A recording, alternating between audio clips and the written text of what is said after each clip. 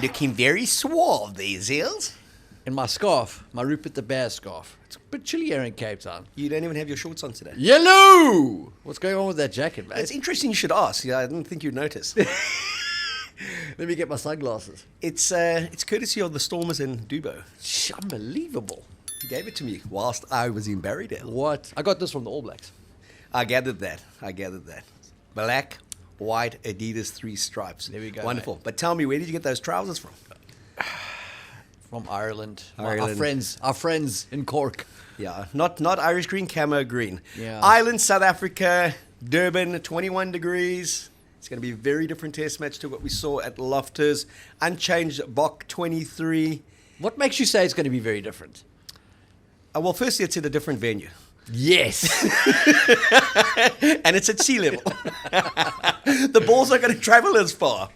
Right. That's true. Okay, I've given you 3 reasons why Okay, it's going to be I just wanted different. to check that there was Ireland's not something going to have a hooker there that started. Or a scrum and they're off. not going to have a scrum off. So there's 5 reasons that it's going to make it different. Okay. Does that answer your That's question? a wrap. Thanks for tuning in. Thanks, guys. Eh? It's nice that you spoke today. Thanks for letting me. I saw you did a show with the Money Man and Gibbsy yesterday. Yes. Nice that they let you speak in the beginning. Yeah, I had a bit of an intro there, and then they made some points around the Bok win at Loftus. Apparently, they said you were ungrateful. I was ungrateful, mate. I was ungrateful. I think I had to just remind them that the point of that was that we thought the result was excellent, but there were some red flags around the performance. Indeed, it was 23 players that started. As Rassi said, he thinks it's the 3rd or the 4th time only in 6 years that he's managed to send the same 23 out by choice because of no injuries, no unavailabilities, no suspensions. Did you think there would be a tweaking of the 23 based on what you saw in Pretoria? I didn't think a tweaking was necessary. I think that's pretty close to the best team that they could field at the moment. So I'm not surprised that they didn't make changes, but it is interesting that generally you don't come out of that sort of a first test like that and you don't have a question mark over somebody's fitness. So it's interesting that we've been able to stay with the same 23. That's a very good sign. He keeps on mentioning unlucky players. Evan Roos' name pops up each time, courtesy of Rassi. He says a guy like Evan has been very unlucky not to make this Irish 23. So he's obviously going to play against Portugal. Is he saying that the Kwagga number 8 was very much a short-term solution in the absence of Jasper? I see what you did there. Short-term Kwagga. Well done. Good game. That he needed the experience against Ireland, and it was the side that's playing on Saturday. In total, 990 caps makes them the most experienced test side in history, which doesn't really... there's one thing about having caps and there's another thing about having form. So we don't get too obsessed with that because we've seen a lot of inexperienced sides knock over teams that have got a lot of test caps. Yeah. But to me, it's such a sign of respect that he has for this Irish side and Absolutely. the ability to come back that there's been no experimentation in these 2 test matches in terms of squad personnel. And I'm sure we'll see that phasing in Portugal and then Rugby Championship as well, where the wider squad is used a lot more effectively. Yeah, look, I don't think they could have experimented more with the game plan. So I think if they'd experimented like that with the game plan and then try to blow up their selections as well, it would have been a full-blown circus, somebody getting shot out of a cannon and a bearded woman on the halfway line. So I think they had to have some continuity somewhere, and they stuck it with the players who knew at least the defensive system. And it would have been a famous Irish win. It would have been a famous Irish win. A very emphatic famous Irish win. Indeed, mate. But like Wales in Bloemfontein. Yeah, then we would be ungrateful. Very ungrateful. Yeah. Ireland, they got injury problems. Shame. To me, Sheenan, like one of the best hookers in the world. Great I player. mean, an old Sax boy has been called up. Bobby Herring. He's played many, many years. He's played for Ulster and for Ireland, so he's definitely more Irish now than he is ever South African. But And educated. Hamilton's. And Hammy's educated in Cape Town, Newlands at Sax. He's no stranger. He played in that 38-3 win in Dublin against the Boks. Looking at this test match, again, taking Russ's press conference, he talks about that they're going to empty the tank island. This is their last game for these players. They don't have the URC for a couple of months. We still go into a rugby championship, into the Currie Cup, that kind of thing. Our season continues we've got to build to a peak in the Rugby Championship. Yeah. And he's got to be mindful of that with these players, where Farrell knows you've got 80 minutes and your season ends. Yeah. How influential is that going to be in terms of the game? I'm not sure how influential that's going to be in the game. I think definitely this is the end of the road for this season for the Irish players, but it's also what happens in their next cycle is going to be influenced by how this one ends. And there's a couple of guys like Osborne. There's a couple of guys who are trying to break into this team. Joe McCarthy. Like we've said before, this Irish team is now in a state of transition. They do need to make some big decisions and selection calls. There are guys who are missing through injury. So I think those kind of guys are going to be giving everything to prove they deserve to be in the team. And then there's some veterans who will feel like they're on the bubble and they want to protect their place in that team. So I think it'll be a full-blooded effort from Ireland. But I also think it'll be a full-blooded effort from the Boks, because with a new system and with a whole bunch of World Cup winners and everybody aging, I think there's just as much motivation for everybody there on that side as well. Look, you've been known to throw the odd conspiracy theory out there. He's named the same 23. Do you see them running out 15-1 like that? Or there was talk that Sasha may start at 10 and the veterans of the insurance policy on the bench? Yeah, Sasha runs out of the 23 to start the match. Like, what? I said he's playing 23. He's playing 23. I could see that happening. Where's the surprise element going to come this weekend? Because no one expected them to play like they did. Certainly not Ireland, and it caught them by surprise. How difficult for Ireland to kind of prepare? Do the Boks come in and play a more traditional way? Do they expect the Boks to play the same way again? Because they will be prepared for that from the first minute. Yeah, I would love for Rassie to come out and sucker punch Ireland and just go back to exactly what they did at the World Cup this week and be like, surprise, last week was just a bit of a joke. I don't think that's going to be the case. I think that they are invested in this thing now. And I think that at least the next 2 seasons, or however long it is until Jacques gets back, I think they are going to continue on this roller coaster where the Springboks score some absolutely stunning tries and lose some games they shouldn't lose. I think this endeavour we're going to continue with it. I don't think it's a flash in the pan. I think this is Tony's attack, and the Boks are invested in it. So you think we're going to see 170 odd passes again? I think 65? They're going to go for it. Yeah, they may be a bit slicker, and then also in terms of where on the field they do it, they may be slightly more conservative. But I think the plan is there. I think you're going to see forwards running around with the ball in one hand and looking to offload. And I think that's what's coming. So it's going to be more the same. That's my guess. But a little bit more controlled, a little bit more structured. Well, yeah, I think the breakdown won't be so light. They'll make sure that everybody understands, look, we need to have 2 blokes there and probably get the ball out a little bit cleaner than it was on last weekend. And Andre won't have enjoyed looking like he was scrambling to try and settle everything down. So I think it'll look a little bit slicker this week, but I don't think the plan will change. And the pace of the game, I mean, when you play up in the rarefied air, everything's a bit faster there. Yeah. The ball travels further. Yeah. The heart rate is a bit quicker. At sea level, in Durban, do you see it being more of a traditional kind of South African island test? Slower? Yeah, I mean, you'd imagine so. I mean, remember Jean with the Stormers, every time they came back from Durbs, he'd say, it's very difficult to handle the ball there. You know, it's slippery. So I think that may change the shape of this contest a little bit. I think the scrum's going to be probably a little bit more important. So maybe a bit more scrappy from that perspective. But I think it's a much of a muchness. I also don't think it's going to be high scoring. Like, I think it's going to be, I think people are thinking, oh, here we go. This is going to be a shootout. We'll get to the score, get to the score later, Zels. Yeah. You talk about the scrum, okay? Incredible scrum, that penalty try with the bomb squad on. As Tony Brown even said, he doesn't think he's seen a scrum as brutal as that in Test rugby in his life. Such dominance. I mean, that will have hurt Ireland, will have hurt their pride. But up until that point, the Boks scrum wasn't imposing, it wasn't dominant. There was pretty much parity between the two sides. And Bongi has come out and he said the Irish were very strategic, very smart, and up to some tricksy little hobbits. And some good dark arts were going on there. Different referee.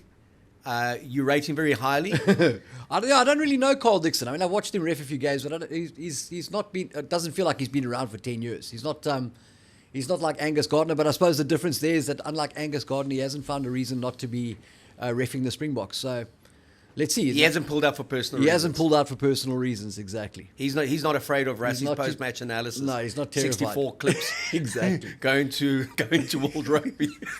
Maybe he's just a rookie. He doesn't know what's coming. So you don't think the referee will be influential in determining the result? The referee is always influential. Even more influential is the TMO, and how often he gets involved. It's a bane of my existence, that TMO. But the ref will always play a part, as he did last week. So what was Bongi talking about? You're the scrum specialist. No, listen, that's the dark arts. I think that's what I alluded to the last time we chatted, was that there were obviously some tricks that Ireland had lined up for Bok front row they know very well. And whether those worked or not, I suppose Bongi can tell you more about that. But in the second half, when the bomb squad came on, then it was, I think, sort of order was restored. Okay, now you're the Irish coaching setup. You've had 80 minutes to look at this new look Springbok approach. They play the same way the Boks. Where are the areas that you feel they're vulnerable? What would you attack? What would you have to get right this time to get a positive result? Well, the Boks seem hell-bent on playing with the ball. So if I'm Ireland, I'm going to feed that. I'll give them as much ball as they want. I'll give them plenty of rope to hang themselves. And I'll spend this week working on my D and trying to smash Bok runners and isolate Bok runners in a system where they're maybe not as organized as they usually would be, and maybe a little bit slow to react in terms of getting to the breakdown. There may be opportunities there to turn possession over, especially in slippery conditions in Durbs, where it's humid. So I'd be working on my kicking game and defense, be working on my chase, and I'd say, if you guys want to play keep ball, if you want to out-island, let's have a go. Here's the ball, see what you can do. And I would back that. I certainly wouldn't try and knock the front door down and take on that Bok defense. If you look at the approach, and a lot to be made about, obviously, the passing, Damon Deolandi passing more than he carried, do you expect him to be a bit more direct in Durban than he was at Loftus? I would love for him to be more direct because he's the world's best inside centre. But like I said, I think these guys are on this train now, and they can't retreat from it. That's the thing, is that Rassie, it's going to be very telling where Rassie's head's at, because they came out and popped the champagne corks on all the bottles, and now you've got to drink the champagne. They can't really reverse now this week and be like, oh no, that was, we didn't mean to do that. It got a bit out of control. I think they're going to forge ahead with that. So Damien's a great passer of the ball. I've said that for a long time, and I think they'll continue to use him in that distributing role this week. The difference may be that where he's passing on his own 35, there he may be direct, and then further up the field he plays that distributing role. So 30th test match as a partnership, Jesse Kriel 13, Deolandi at 12. It's history fabulous making. That, eh? Did you It's see that history coming? making. Did you see that coming? Not at all, because on 29 Jean de Villiers and Jacques Fourie, a fabulous pairing, and Damon Deolandi and Lekanya Arm on 28 or 29. So it could be that by the end of the Rugby Championship, maybe there's a new record partnership. But the common denominator there is the man at 12, who, without a doubt, is the best 12 in the world. Yeah, that's and my has take. been for some time. That's my take, 100%. And I know Tony Brown says he's improving his game, he's getting him to pass more because he's the best passer. But personally, I love it when he's taking contact, not just for the sake of taking contact, because he's making yards. And rugby's always been about a game. It's like, if you can get to the try line the most direct way, then do it. Yeah. If you can go over someone, do it instead of having to go around them. Totally.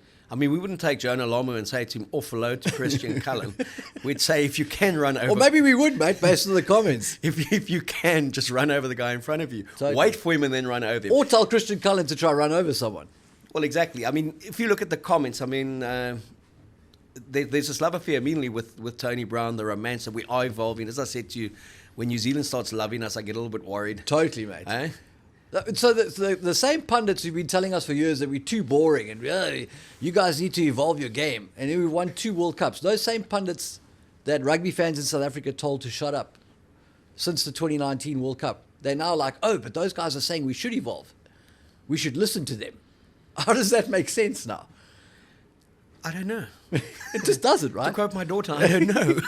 I don't know. Zels. You are reading The Art of War again. Yes. I noticed that the other day. One of the Yes. famous lines from that is, never interrupt your enemy when he's making a mistake. And I wonder whether that isn't the case here with the Boks, stretching their legs and getting a standing ovation from our friends in the land of the long white cloud. Yeah, I mean, they loved it. I think they just thought we could have a chance against these guys if they play like that. It turns it into a Super Rugby Bledisloe Cup type game. Looks magnificent on the eye. That side to side, but not always the most effective way of playing. We spoke about it at length earlier. Victor shot them down nicely. I just loved the way Victor did that interview with them. He silenced John Kerwin in terms of a conversation. John Kerwin, one of my favorite winners ever. Yeah. I mean, just a great All Black winner. 87, that solo try against Italy, scored some wonderful tries. But as an analyst, it's just so one-eyed. As a coach, wasn't much better. And he made the comment, I want the laws changed because it doesn't suit our DNA. Ooh, whoopee-doo. Yeah. Poor New Zealand. Yeah. When he asked Victor, are we scared? Are we scared of the law change? He said, why would we be scared? We just adapt to them and move on. Yeah. So like the Victor said, you'd have a picture of John on his boxing bag when he gets here. I mean, that two-test series against New Zealand is going to be wonderful. Johannesburg and Cape Town. We've got Australia away from home. I forgot about the Kane and Moody debut and the win in Sydney. I was referring to our battles in Brisbane. So thanks for pointing that out to me. All of you calling me a knob and saying, have you forgotten that we only beat... just noticed. Have you forgotten that we beat Australia in Sydney and we gave them a good licking? So we have one in every country, but we still need to win in Brisbane. Perth is going to be tough as well. It's going to be tough for Drickus. It's going to be tough for the Boks. And let's also discard that myth that it's a home game for the Boks. You look in that crowd of 40-odd thousand, the 38,000 will be wearing gold, 2,000 will be wearing green. Correct. So coming back to everyone will be wearing green on Saturday, Ireland and South Africa in Durban. Victor said it, and it was when they talked about the integration of players and into the squad and building for the next cycle, that this was still a handover from the World Cup, and the Boks want the series win. They don't want Ireland to go home 1-1 because no bragging rights, and then it's again, now you've got to come to Dublin and beat us because we went to Durban and beat you kind of thing. They want to bury that one and say, we beat this golden generation Irish side in a series 2-0 at home. We won the World Cup and now we move on, and Ireland doesn't live in the heads of South Africans anymore. Would you say that's a fair point? I mean, that's reflected in the team selection, isn't it? He's gone back-to-back with the same guys. So he's taking it just as seriously. He's not saying, this is a great opportunity. Let's experiment. Doesn't matter whether we lose this one necessarily if we learn some things about some players. He's gone full metal jacket 2 times in a row. So you've got to think he's very serious about it. I'm not sure Ireland can actually win this match because before the tour, before they arrived here, Conor Murray said, we're not coming for one win. So they're coming for one drink. They haven't. Yeah, if they win this week, they will have only got one win. So I'm not sure that that's going to happen. So then it'll be a failed tour. That'll be a failed tour. Well, they had to speak themselves up. I mean, they're number 2 in the world. They're Six Nations champions. They hadn't lost in this generation of player. Hadn't lost to this 6-year Springbok squad. That's now all gone. But what Ratzi keeps on going on about is 27-20. It's only 7 points. A very nervous last 5 minutes. And I thought full absolute respect to the Irish for the way they're hunting there, the maturity they showed, the mongrel that they showed. Totally. And they scored some very good tries. Great tries. And exposed us at the breakdown. And exposed kind that plan at the breakdown. Exactly. And physically stood their ground rather comfortably. And this isn't the same. We talk about when the Boks got hammered in Dublin, and people actually started walking out of the stadium, according to some of our mates, because it was just an embarrassment how they were destroying the Boks. Those weren't the Boks. Like the scores in the books, and Ireland beat. It's an epic win for them. I'm just saying that's not really the Springboks, and this isn't really the Ireland team that we're talking about when we say Ireland were ranked number 1 in the world. Like it's not the same. It's not Gibson Park. It's not Johnny Sexton. It's not the guys. Sheenan's not there this one. Yeah. So it doesn't mean they're weak. It's still a great team and they're solid and they're competitive, but it's not the same. We haven't beaten that team. And we can never beat that team. Correct. Because Johnny Sexton is gone. 100%. Unless he decides to come back. Surprise. I mean, there's a lot of respect for what Ireland did in the last 8 years under Joe Smith and then under Farrell.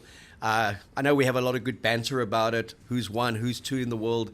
As Victor said to the Kiwis, he doesn't know if Ireland's number 2. They weren't in the World Cup final. They love that because they were in the World Cup final. Yes. But it's it's said with without not wanting to stir the pot. It's good rugger banter. I mean. Anyone who knows their rugby knows just how good Ireland have been. Mentally, they are scarred from the World Cups. We know that. 10 successive times they failed to get past the quarterfinal, and that has to play on their mind. Doesn't matter how many Six Nations they win. So then series wins become big for them. Going to New Zealand, winning a series, it's history. Coming here, they've got the chance to draw a series now. They've only ever won one test in this country. Funny enough, they did it with 14 players in Newlands and with no South African because he was sent off, CJ Stander. So maybe that's, someone said in the comments that we try to physically bash Ireland every time we play them under Rusty and it didn't work. So Tony Brown comes in and we ran around them and it worked and we won. So maybe Ireland need to play with 14 in South Africa and they make it a second test win. Absolutely. Yeah, I don't know. I sort of the recent history of South Africa, Ireland, you have to, you always have to do this, but you have to look at it in the particular context of where the team was at that time. And we said after that 2022 series and even at the World Cup, there was more at play. The result doesn't reflect necessarily who was the better team on the day. And that is a lazy sort of cop-out, but it is also a reality. We had our suspicions about maybe a bigger picture plan in 2022 when they were experimenting with goal kickers and at the World Cup in terms of, their path forward into the playoffs. So it's not like we played Ireland, we hadn't beaten them since 1969 and now Tony Brown's arrived and we flashed and dashed and now we've beaten them. And that's not really an accurate assessment, I would think. Well, we played so rarely, it's like we hadn't played them exactly, since 1969. That's what I mean. When you look at the All Black Bok rivalry, exactly. 11 matches in the last... The real one. The real one. 11 matches in the last 6 years, 5 wins apiece and a draw. Played each other at the World Cup, one in a pool game and one in a World Cup final. Now, that is a rivalry. I mean, we hope that there's more Irish tests in the calendar. I want to see Ireland in this country a lot more, us playing... in Dublin a lot more. It'd be nice if we actually went and played in Munster as well against Ireland, not always at the Aviva. Yes, mate. Great. Now you're talking. That would be great. Now you're talking. Yes. 30,000 Thorman Park, yes. Ireland against the Springboks. Those guys would rough us up. That would be a fantastic occasion. Atmosphere would be intense. So the more we play them, and we've seen that in the URC, the more we play in the Irish sides against other sides, the more that rivalry builds and the kind of familiarity builds. But at the moment, there's still just... And there will always only be one big rugby rivalry in this country, and that's All Blacks v Springboks. Yes. And as we said, it's been aided now with the fact that they come in here in 2026 on the 8th match to a 3 tests against the Boks, fought 4 matches against the URC teams, and probably one against a President's 15 or hopefully the Cheetahs or something like that. Yeah. And then we go there in 2030, play their 5 amazing. Super Rugby franchises and obviously a 3-test series. Fantastic. So there's so much to look forward to in terms of the All Blacks coming here last week in August, first week in September. But there is, to me, still that pressure on the Boks to get a series win against Ireland, to bank that and say, okay, we go into the Rugby Championship unbeaten at home before the Kiwis arrive here, as opposed to we drop one against Ireland. It makes us vulnerable because we couldn't have picked a better 23 to play Ireland. So to me, it's one that they have to win. They've got to close the deal. No, totally. And 100% Vic was on point with that because they really do need to draw a line under this now. They need to complete this cycle and the Ireland spectre by beating them, sweeping them in the series and sort of making it official they're the world champions and they're beating the second-ranked team. If Ireland squeak a win on the weekend and go home with a drawn series in South Africa, the can is still kind of open, isn't it? Right. If you look at the contest on Saturday, individual matchups, for me, Bundi Aki against Damien Dialandi is always worth the entrance fee alone. James Lowe and Cheslin Colby, that's a great matchup all the time. Yes. Where else would you look? Our back row against their back rows? I thought that they said it's the way we played again. As a collective, their back rows were very good. Doris was also was very impressive in the way he got into us. Yeah, for me, it's less about the back rows. Like Conor Murray comes back, massive experience, great kicking game when he's on song. And what does that mean for our wingers, our back three, our counter-attack? That's going to be interesting. Faf will be looking to have a more settled game and sort of bring his edge and his creativity. I'm a big fan of this Joe McCarthy kid. I like him. I think he's growing, and I I'd love to see him sort of express himself a bit in this game, get a bit edgy, get up in Eben's face. Let's see something. So yeah, those are the kind of things I'm looking forward to. I don't know a lot about this fullback, this Osborne kid from Leinster. He had a good game. Also, keen to see how in the kicking game, in the new dimension with it. I think Ireland kicking probably a bit more, and maybe some contestables, what that looks like. So yeah, those are the interesting things. Look, Osborne is a centre who they played at fullback, and I think, and again, we go back to what's the approach and the way the Boks played. I don't think he was tested enough in terms of his positional play. It's not a position that he plays a lot. I think they could have caught him out a bit more. I felt that Conor Murray's been a wonderful servant of the game, one of the best to have played it, but he's at the tail end of his career. And Conor Murray at 9 brings you a very different Ireland to Gibson Park and young Casey does. They're very much on that Aaron Smith kind of passing game. This guy reminds me a lot of Yost. Tough, extra loose forward. Yes. And I think we're going to see a lot more kicking from Ireland. Yeah. In terms of that aerial contest as well, kicking on to our winners, because we've got brave winners. We've got 2 of the best winners in the world in Kirtley Orense and Cheslin Colby, but they're not the tallest. No, 100%. That opens the whole game up. It brings James Lowe back into it and contesting high balls. So yeah, also it probably takes a bit of pressure off Chris Hemsworth there at fly-off, I think, because now Connor can do the kicking. So I think it'll change the dynamic of how Ireland tactically approach the game, and that'll be worth watching. I mean, how does he balance a Hollywood career with playing fly for talent Munster of that guy. Playing fly for Munster and for Ireland? Doppelganger. Exactly. Looking at Peter-Steph du Toit again, Optastat said he made 20 tackles. The only player to have made 20 plus tackles on 4 occasions in the last 4 years. Remember, he's 28 or 27 or 28 in the World Cup final. Unprecedented. And then we spoke at length about him earlier in the week. The engine on him to make those 20 tackles. And still carry in the wides. And be a win forward. I mean, he had 2 Usain Bolt sprints down that wide channel. And just to play the 80 minutes and just take over as captain from Khaleesi.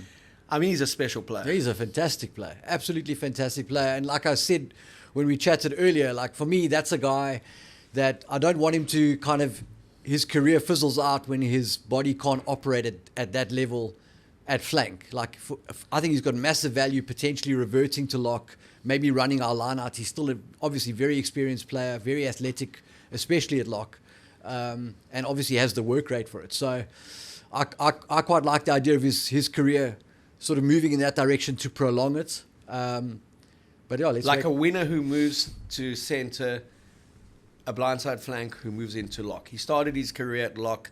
Jake White was coaching the Sharks. He had come back from the Brumbies, and he said that Peter-Steph du Toit is the best rugby player he'd ever coached. Jake's coached some very good ones. And Peter-Steph du Toit had hardly played for South Africa at that stage. And he had suffered a lot of injuries. And Jake was one of the first to publicly keep on endorsing this guy and saying just what a good player he was. He's got every skill set. The one beautiful thing, because of his World Cup performances, we don't need hindsight to know this. We don't have to look back in 10 years and say, wow, that guy could play. Yeah.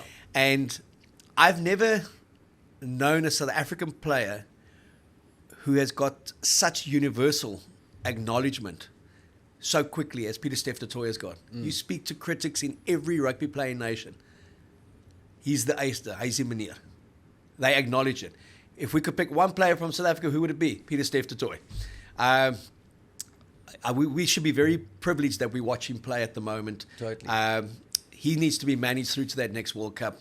Like you say, there's a good chance he'll be playing lock in 2027 in Australia. And people, for those who don't know, they forget he came close to losing his leg. He was out for nearly a season, a horrendous injury. There was talk of an amputation at one stage. Just an incredible comeback and just an incredible story. But do you think of Bok legends of the past, folklore, he would start in right there. Totally. We've got a thing with our sevens, don't we? We produce some, Andre Venter, Johan Smith. We produce some great players at blindside flank. No, it's like but this guy now surely has claimed it as in the modern era. He's won back-to-back World Cups, mate. I don't think you can really he's the argue one. that. He gets it. And he was almost written off, right? And that's kind of recircling back to the whole game plan discussion. He looked very ordinary when Alistair picked him and played him at blindside flank. He got exposed around the fringes. And people were saying, who's this guy? You can't do that with this oak. You got to leave him at lock. Now he's the MVP of winning a World Cup final. And Rassie Erasmus picked him to captain his first ever side against Wales in Washington, D.C., which was effectively his B team, and played him off the bench in the first two tests against England. So he didn't start the Rassie Erasmus era as the first choice 7. And he grew into that role, and he's just become phenomenal. Outside of him, another guy that just, it marvels to see the engine this guy's got on him, eh? Franco Mostert. Oh, yeah. Geez. Sos. Most underappreciated. Wow. Yeah. How good is that out? No, he's a great player. Fantastic player. Fantastic. He was the secret sauce also in the Lions, the entire Lions thing. Great player. And him and Eben as a combination. I mean, if you think him and Eben as a combination with a Peter-Steph du Toit there, just from height in your line out, your kickoff receives. Totally. It's been quite a subdued season for Eben. I mean, test-wise, right? Like he was great for the Sharks. He kind of carried the Sharks. But interesting, he's usually right at the front there, sort of catching lots of clicks. And it hasn't really been like that so far in the test season. What do you put that down to? I don't know. It's again potentially the way they played against Wales. Also made 119 passes. It wasn't particularly confrontational, that test match. And while Loftus was very physical, it also wasn't that brutish, confrontational type of test match. And that's when Eben prospers. When he's right in the front, throttling someone, raging with those incredibly powerful eyes of his to kind of take someone's head off and convince them that you need Camille. He's like that heavyweight that he's got to get a punch early on for him to really just start enjoying this game. And a punch in the metaphorically, by the way. Yes. Because we don't condone that kind of illegal stuff. Absolutely. Not on this show, we don't, mate. But yeah, I think also in the way that game played, it didn't necessarily suit the Eben Etzebeth kind of presence. And he did a lot of good work. But because it was like watching a tennis match at times. Totally. Your eyes are scanning everywhere.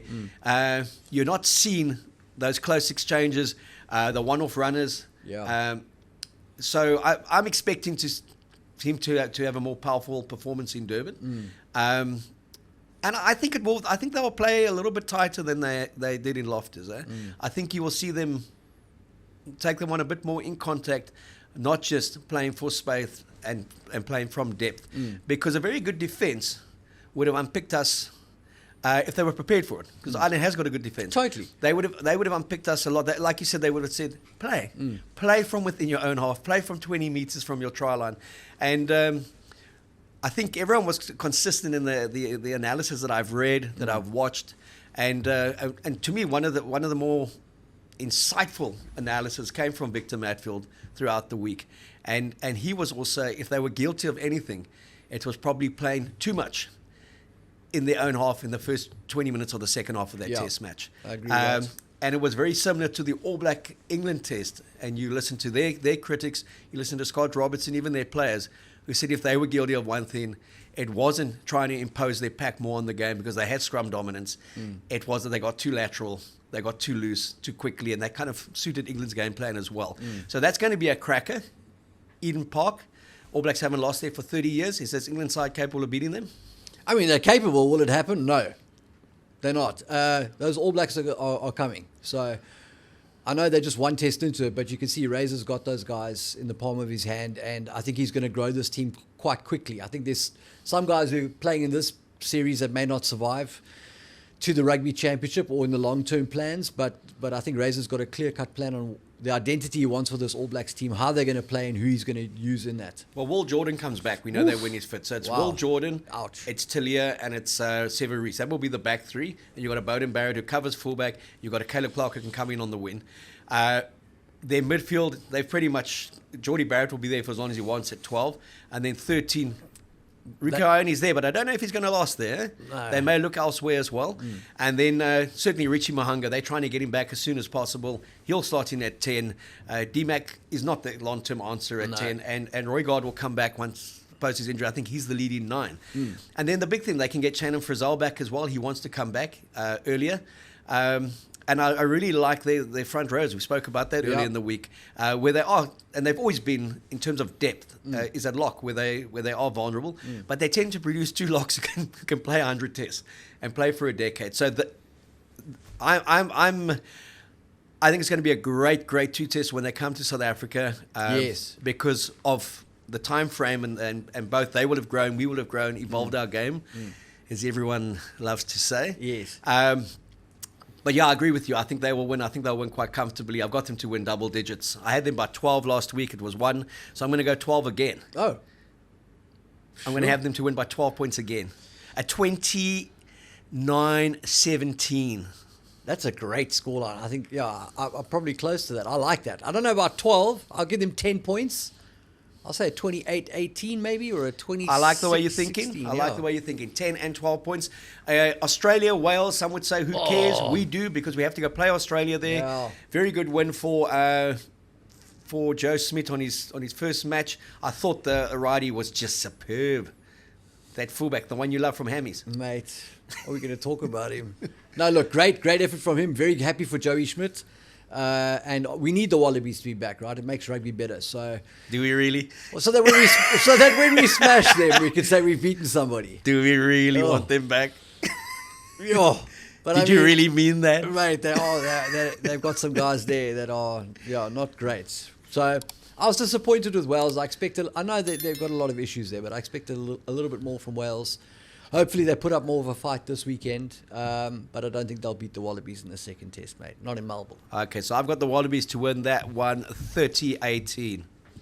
Really? Another 12 30 points. points. Okay, I'm going to give it to the Wallabies, and I'm going to say that they will win it 25-17.